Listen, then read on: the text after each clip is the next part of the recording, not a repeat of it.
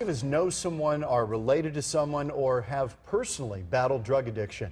Drug use is at epidemic levels. Overcoming addiction is hard, so difficult that many people give up hope. They're in too deep, there's nothing that can help them.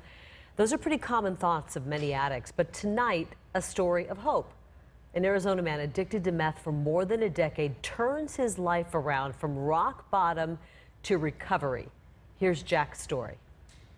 When you are a meth addict, you don't feel like there's any hope. I was at a point where I could not quit on my own. Jack Olson was at rock bottom, a meth addict, busted for running a meth lab out of his home. The addiction takes over. Somebody else is driving the car. On a dead-end road, a tweaker wasting away.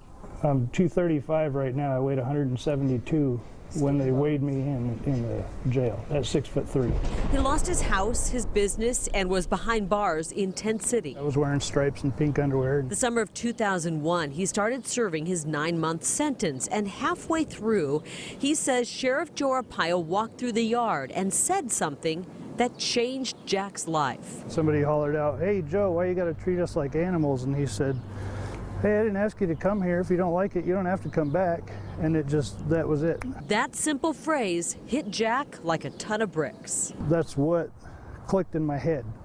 And I just immediately felt like overwhelmed with excitement. I just made up my mind that I was done. I was never gonna go back to jail again, and I had to do whatever I had to do to make that happen. And he did. Jack spent the last 3 months of his sentence here figuring out exactly how he would turn his life around. And the minute he walked out of Tent City, he put those plans into place. I got out of jail at 6:30 in the morning, April 22nd of '02, and got in my truck and drove an hour and a half north. I couldn't take the chance on being tempted or being around anybody or running into somebody that did what I used to do. I had to make the change. He drove to Camp Verde to start over, the best decision he's ever made.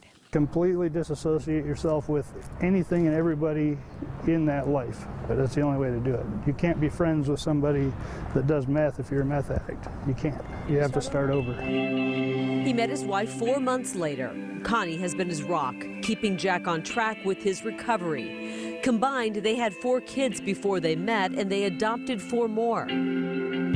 He's living the life he wants, and he's working hard for it. During his 15 years of sobriety, Jack has had a couple of slip-ups, as he calls them, but thankfully both times he got right back on track thanks to treatment and rehab. Anybody that's struggling with drugs before they end up in jail can make the decision to get help. I never knew that you could go check yourself into a rehab without a pocket full of money. On this day, he finds himself back in Phoenix to face the man who kept him locked up for 9 months. I always told my wife, you know, I'd really like to meet him someday so he knows that, you know, some silly little thing that he said really did work and change somebody's life. Nervous and excited, but it's something he wants to do. Hi, Jack. Hi, it's good to meet you. How are you? I'm good, how are you? Why do you want to see me? Jack told the sheriff how his words motivated him. I honestly believe, had I not got out with the mental motivation to turn my life around, and it hasn't been easy, it's been a struggle. It's been a long struggle, and it's been the most difficult struggle of my life. But had I not made that decision, I wouldn't be sitting here today. I swear on my life, I would have been dead by now at the rate I was going.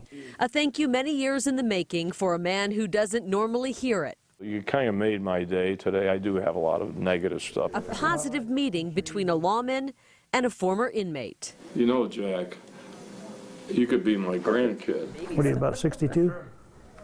Oh, I love that. Do I look 62? 62? Nice. You're off 23 years. Oh. But that's a compliment. That ended exactly how you might expect it to. Don't come back, sounds good to me. That's what you said, that ring a bell. And he has no plans to go back to Tent City anytime.